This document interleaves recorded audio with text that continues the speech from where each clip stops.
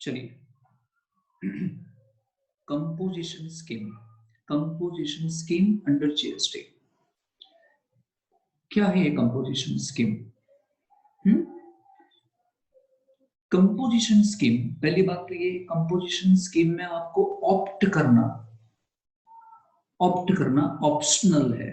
इसका मतलब composition scheme में आपको जाना नहीं जाना ऑप्शनल है। यानी आप चाहो तो जा सकते हो कंपोजिशन स्कीम में जीएसटी की, अगर आपको नहीं जाना है तो आप रेगुलर स्कीम में रह सकते हैं। चलिए किसके लिए है, फॉर होम? धीरे धीरे आपको सब पता चल जाएगा कि कंपोजिशन स्कीम क्या है। हम बारी बारी क्वेश्चंस पूछते जाते हैं अपने आप से और बता ओके और कंप्लीट करते हैं। कंपोजिशन स्कीम किसके लिए है, फॉर होम? ये स्मॉल बिजनेसमैन के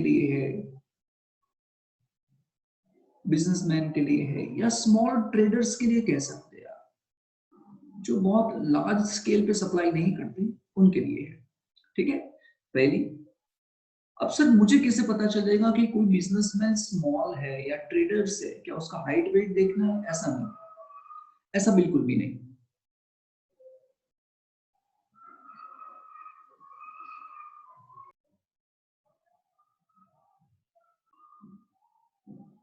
चलिए थोड़ा आवाज आ रहा था बाहर से तो मैंने दरवाजा बंद कर दिया। For home, for small businessman या स्मॉल ट्रेडर्स के लिए, है ना। लेकिन सर कैसे पता चलेगा कि वो बिजनेसमैन स्मॉल है? तो क्या देखा जाएगा? अगर आपको कंपोजिशन स्कीम में जाना है तो क्या देखा जाएगा? आपका टर्न ओवर देखा जाएगा। हम जिस स्मॉल की बात कर रहे थे उसका टर्न ओवर देखा जाएगा। टर्न ओवर मतलब सेल बोल दो, आप सप्लाई बोल दो, है ना। टर्न ओवर देखना है। अगर आपका टर्न ओवर प्रीसीडिंग ना, याद रखना, यहाँ पे ऑब्जेक्टिव्स में आपको पूछ सकते हैं, क्वेश्चन में पूछ सकते हैं।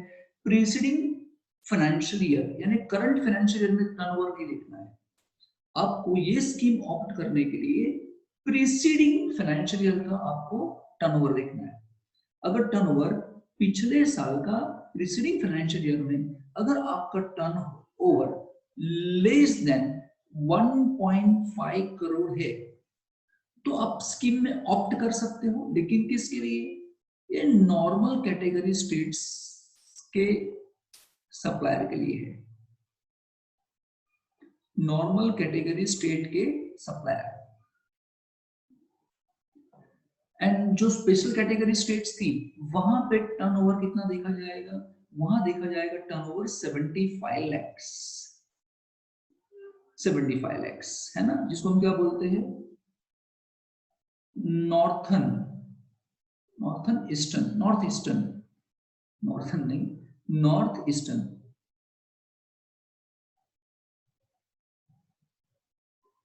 States and Himachal Pradesh. हिमाचल प्रदेश, ठीक है। अभी आपके मन में ये होगा कि सर ये भी ये कौन से स्टेट है?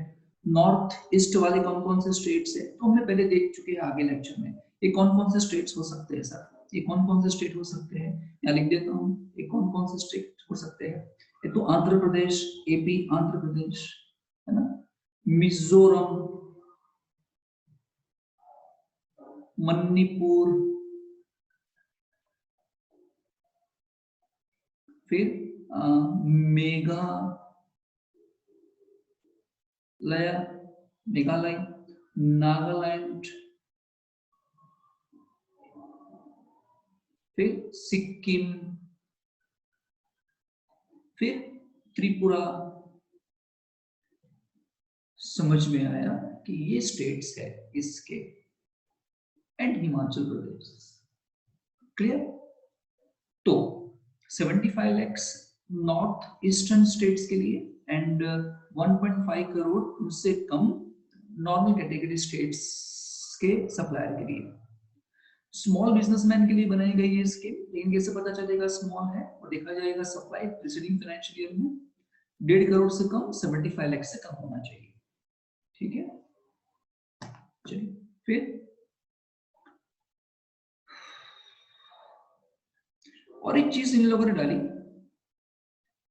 है ना, इन लोगों ने और एक चीज डाली है। ये बोल दिया कि जो कंपोजिशन, ये याद रखने वाली बात है, पहले पहले ये नहीं था, जब ये फर्स्ट टाइम आया ये नहीं था। कंपोजिशन स्कीम में जो डीलर जाएंगे, ऑप्ट करेंगे, है ना, वो dealer can also supply services भी सप्लाई कर सकते हैं। जनरली कंपोजिशन स्कीम में ज्यादा सर्विसेज को इंक्लूड नहीं किया गया, है ना। तो जो डीलर इसमें जाना चाहे वो जा सकते हैं और सर्विस भी सप्लाई कर सकते हैं, लेकिन कितना, टू दी एक्सटेंट, कितना, विच एवर इज लेस, इन दोनों में से जो कम हो उतने की वो सर्विस सप्लाई कर सकते हैं। एक तो इन लोगों ने अमाउंट फिक्स कर दी 5 लाख, एंड दूसरा और 10% of turn over, which ever is less, इतने की वो सर्विसेज भी सप्लाई कर सकते हैं गुड्स के साथ, प्रोडक्ट के साथ। पहले ये नहीं था, ये बाद में आया है, ठीक है।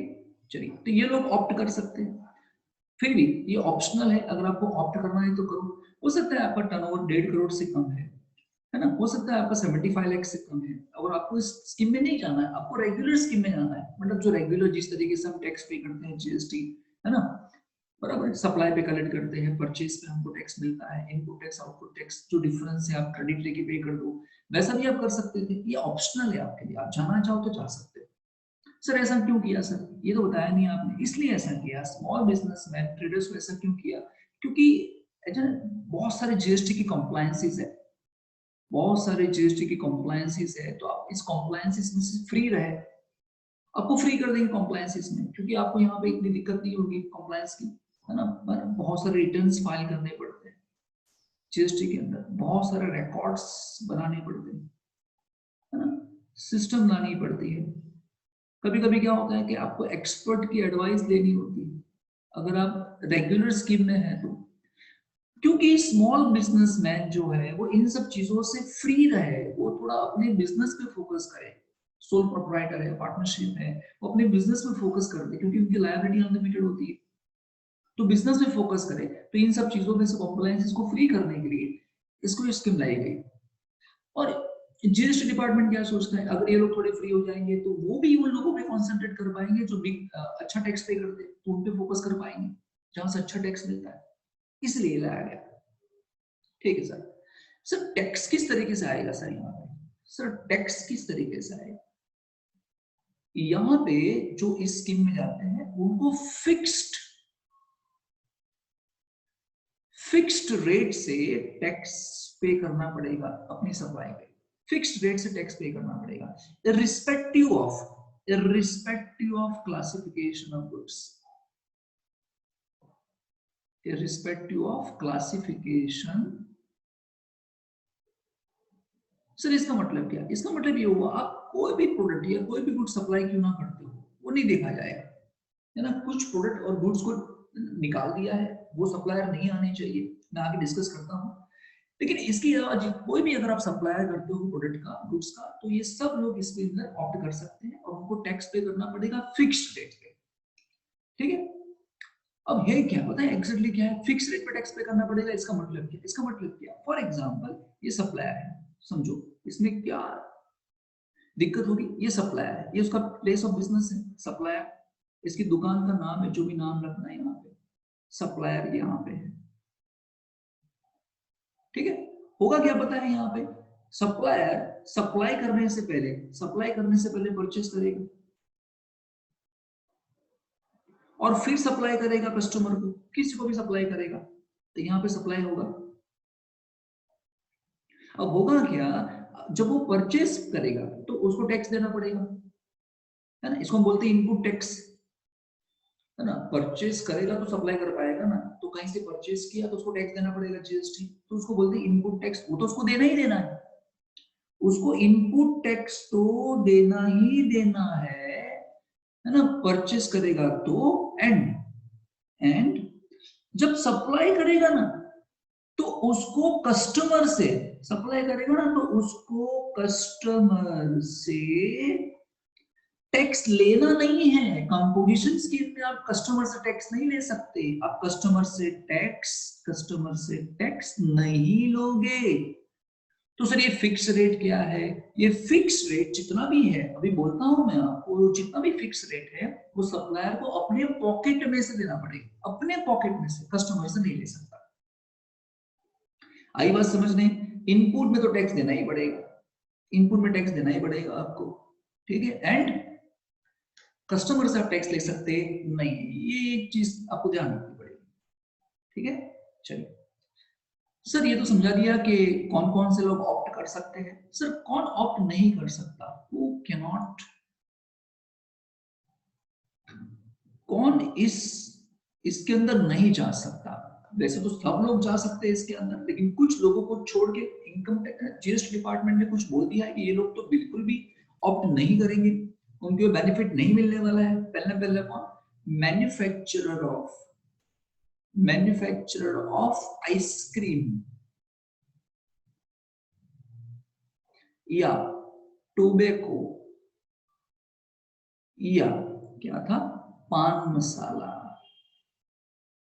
अगर आप इसके मैन्युफैक्चरर हो, अगर इसके आप मैन्युफैक्चरर, तो आप इसकी बेनिफिट नहीं ले सकते। वैसे भी टोबैको और पान मसाला पे जीएसटी डिपार्टमेंट को बहुत अच्छी रेवेन्यू मिलती है, यहाँ पे तो ये भर भर के टैक्स लेते हैं, ठीक है। तो उन्होंने ना बोल दिया भाई आप यहाँ पे आइसक्रीम पे भी, यहाँ पे आप लोग अगर आप इसके मैन्युफैक्चरर हो तो आपको कंपोजिशन स्कीम का बेनिफिट नहीं मिलेगा। फिर जो लोग इंटरस्टेट सप्लाई करते हैं, मतलब दो स्टेट के बीच में उनका सप्लाई होता है ना, तो उनको ये बेनिफिट नहीं मिलेगा, है ना। सप्लाई की बात किया, इंटरस्टेट सप्लाई यानी आप दूसरे स्टेट में माल सप्लाई करते हो, हाँ हाँ, तो आप इंटरस्टेट परचेज जरूर कर सकते हो, इंटरस्टेट से परचेज जरूर कर सकते हैं, यानी दूसरे स्टेट से आप परचेज कर सकते हो, इंटरस्टेट सप्लाई नहीं कर सकते। आप समझ में आया? फॉर एग्जाम्पल अगर आप इस कैटेगरी में आते हो, अब यहाँ पे आ गए, इस कैटेगरी में आ गए, इस कैटेगरी में आ गए, तो आप अगर आपको इस स्कीम ऑप्ट करनी है, दूसरे स्टेट में सप्लाई नहीं कर सकते, दूसरे स्टेट से परचेज जरूर कर सकते, ठीक है, ये चीज समझनी है। फिर जो ई कॉमर्स ऑपरेटर है, जो ई कॉमर्स ऑपरेटर है, वो ना बोल दिए इन लोगों को। ई कॉमर्स ऑपरेटर का मतलब क्या? For example make my trip, जो अपने प्रोडक्ट को ऑनलाइन बेचते हैं, है ना, मेक माई ट्रिप हो गया, अर्बन क्लैप हो गया। तो अगर आपको इस स्कीम को ऑप्ट करना है तो आप अपने प्रोडक्ट को ई कॉमर्स के थ्रू नहीं बेच सकते, जैसे ये लोग बेचते हैं, मेक माई ट्रिप हो गया, अर्बन क्लैप हो गया, है ना, ये लोग जो प्रोडक्ट बेचते हैं वो आप इस तरीके से नहीं बेच सकते सर्विस में प्रोडक्ट को। वैसे सर्विस तो इसके अंदर है नहीं, मैक्सिमम सर्विस नहीं आती इसके अंदर, है ना। चलिए हो गया। फिर और एक है a casual taxable person, casual taxable person या नॉन रेसिडेंट,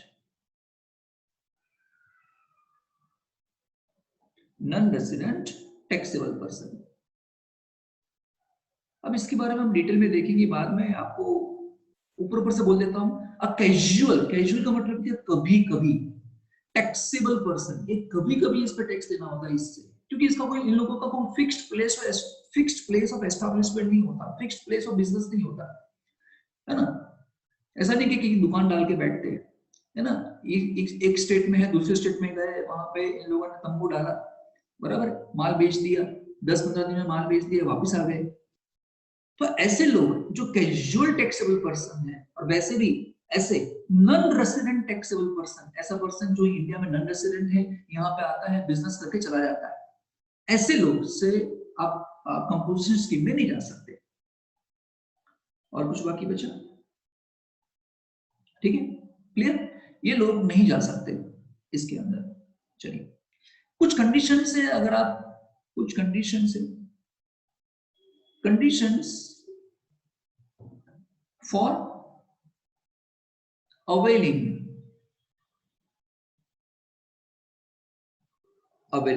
composition scheme,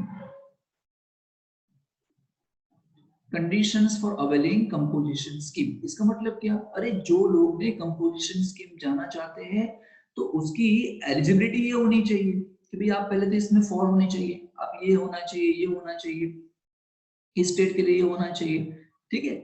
इसके बाद कुछ चीजों का ध्यान रखना है आपको, 3 चीजों का ध्यान रखना है। कंडीशंस है, पेलेबिलिटी कंडीशंस है ना, मैंने बताई आपको, है ना, कि क्या आप कस्टमर से टैक्स नहीं लेंगे, आप कस्टमर से टैक्स नहीं लेंगे।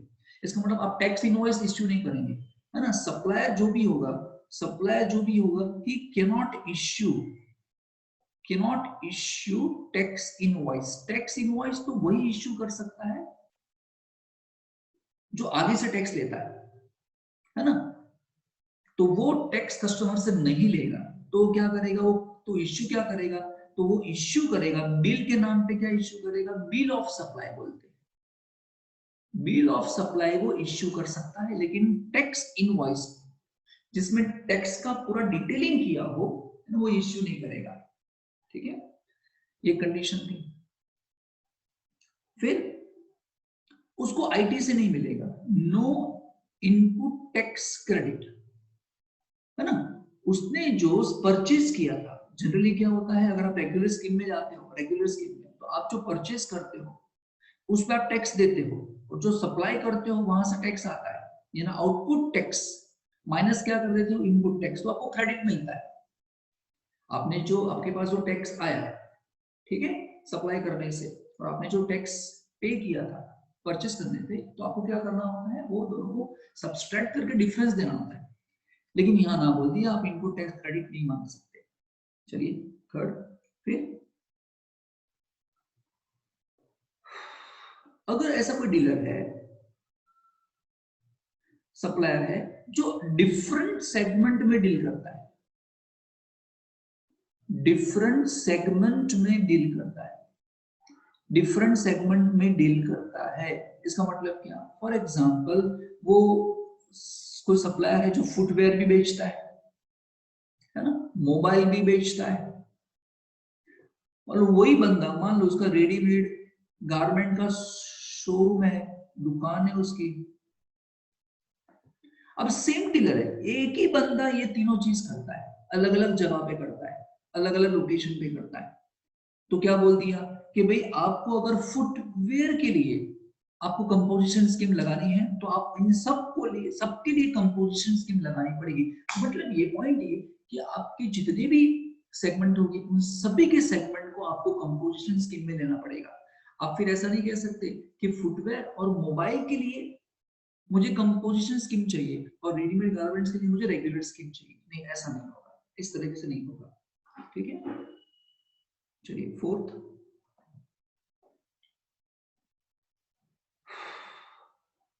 जो डीलर होगा ना, जो कंपोजिशन स्कीम ऑप्ट करेगा, वो क्या करेगा, है ना, जितना भी उसका बिल ऑफ सप्लाई होगा, बिल्स ऑफ सप्लाई जिन जिन कस्टमर को वो इश्यू करेगा बिल ऑफ सप्लाई, तो वहां पे वो लिखेगा उस बिल ऑफ सप्लाई पे, उस बिल पे लिखना पड़ेगा, क्या लिखना पड़ेगा, कि मैं कंपोजिशन स्कीम वाला डीलर हूं, ऐसा लिखना पड़ेगा। मैंने कंपोजिशन स्कीम को ऑप्ट किया है, ऐसा आपको कस्टमर को बताना पड़ेगा, ठीक है। तो एक कंडीशन थी, और कुछ कंडीशन जरा देख लूं, हो गया। एंड कंपोजिशन स्कीम जो है, कंपोजिशन स्कीम है, वो नॉट एप्लीकेबल होगी, not applicable on reverse charge mechanism. फिर से बोलता हूं, रिवर्स, जो पहली बार सुनते हैं उनके लिए तो लिखना ही पड़ेगा, रिवर्स चार्ज मैकेनिज्म। तो इसमें एप्लीकेबल नहीं होगी। तो रिवर्स चार्ज मैकेनिज्म में जितना टैक्स आपको लगता है उतना आपको देना पड़ेगा। सर ये रिवर्स चार्ज मैकेनिज्म क्या होता है, जनरली क्या होता है, जनरली इसका मैं थोड़ा आपको आइडिया दे देता हूं। जनरली क्या होता है कि एक होता है सप्लायर और एक होता है मान लो यहाँ कस्टमर, जिसको बोलते हैं रिसिपिएंट, चलो कस्टमर नहीं बोलना चाहिए, रिसिपिएंट। सप्लायर क्या करता है, सप्लायर सर्विस सप्लाई करता है, और रिसिपिएंट क्या करता है, रिसिपिएंट पेमेंट करता है ना। तो यहाँ पे क्या होगा, रिसिपिएंट पेमेंट करेगा और सप्लायर देगा टैक्स किसको, गवर्नमेंट को। सप्लायर टैक्स देने जाएगा गवर्नमेंट को। रिवर्स चार्ज में क्या होगा, उल्टा हो जाएगा। उल्टा मतलब क्या है ना, सप्लायर सर्विस सप्लाई करेगा, रिसिपिएंट पेमेंट तो करेगा, लेकिन टैक्स वो खुद देने गवर्नमेंट को देने जाएगा, यानी टैक्स सप्लायर डिपॉजिट नहीं करेगा, रिसिपिएंट जो ओके सब था ना गुड्स का, वो डिपॉजिट करने जाएगा गवर्नमेंट को। ठीक है, वो डिटेल में आएगा बाद में, है ना। अब यहाँ हम इसको खत्म करते हैं, तो हम बोलते हैं रिवर्स चार्ज मैकेनिज्म, तो वहां पे एप्लीकेबल नहीं है। ठीक है, चलिए और क्या था सर, कौन कौन से मैन्युफैक्चरर या ट्रेडर्स या बिजनेसमैन को कवर किया गया, है ना, और कितना टैक्स लगेगा सर, है ना, सीजीएसटी कितना लगेगा सर, एसजीएसटी कितना होगा, टोटल टैक्स कितना पे करना पड़ेगा। आप फिक्स रेट तो आप बोलते हो, लेकिन कितना, है ना। और यहाँ पे लिखेंगे मैन्युफैक्चरर हो आप एंड अगर आप ट्रेडर हो जिसका टर्नओवर 1.5 करोड़ या 75 लाख से कम था, तो ऐसे केसेस में आपको सीजीएसटी पे करना है 0.5, ये पे करना है 0.5, यानी आपको टोटल टैक्स पे करना पड़ेगा 1। यानी मान लो आपको 1 करोड़ का आपका सप्लाई हुआ, तो 1 करोड़ पे 1% गिन के आपको गवर्नमेंट को दे देगा अपने पॉकेट में से, अगर आप मैन्युफैक्चरर और ट्रेडर हो तो। हाँ, सर्विस में रेस्टोरेंट लेकिन ऐसा रेस्टोरेंट जो अल्कोहल सप्लाई नहीं करता, उसी रेस्टोरेंट की बात करते हैं। ऐसे रेस्टोरेंट को कितना टैक्स लेना है, 2.5 लेना है, कुल मिला के 5% टैक्स देना है उसको। ठीक है, and other service provider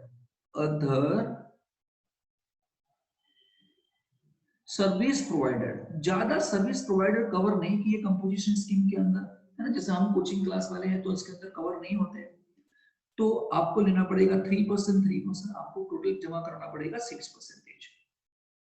clear.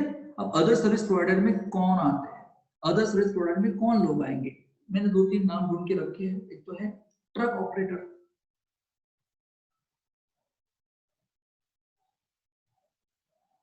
फिर रिपेयर शॉप करने वाले लोग, एंड फिर मशीन ऑपरेटर हो ये लोग। आपको आइडिया है, इसलिए 2-3 नाम मैंने ढूंढ के रख दिए थे। पहले तो ये था ही नहीं, है ना, अदर सर्विस प्रोवाइडर था ही नहीं, सिर्फ रेस्टोरेंट ही था। क्लियर। तो आपको इतना टैक्स देना पड़ेगा। मैन्युफैक्चरर एंड ट्रेडर्स, किसी भी चीज का मैन्युफैक्चरिंग करो, कुछ चीज को यहाँ पे एक्सक्लूड कर दिया है, कुछ मैन्युफैक्चरर्स कवर नहीं किए, मैं आपको एक्सप्लेन करता हूँ कौन कौन से, है ना। वो इतना क्लियर। कौन कौन से मैन्युफैक्चरर को एक्सप्लेन नहीं किए, मैंने कहीं बोला आगे आपको, यस ये है ना, manufacturer of ice cream, tobacco and पान मसाला, इसके मैन्युफैक्चरर ये स्कीम ऑफ नहीं कर सकते बस। क्यों सर, क्योंकि वहां पे ऑलरेडी टैक्स का रेट बहुत ज्यादा है, गवर्नमेंट को बहुत सारी इनकम होती है टोबैको पान मसाला से, टैक्स का रेट भी ज्यादा है, तो यहाँ गवर्नमेंट का लॉस हो जाएगा, कंपोजिशन स्कीम में आएंगे तो। डन, बोलिए कोई डाउट, कोई क्वेश्चन? बिल्कुल नहीं, समझ में आया, है ना। चलिए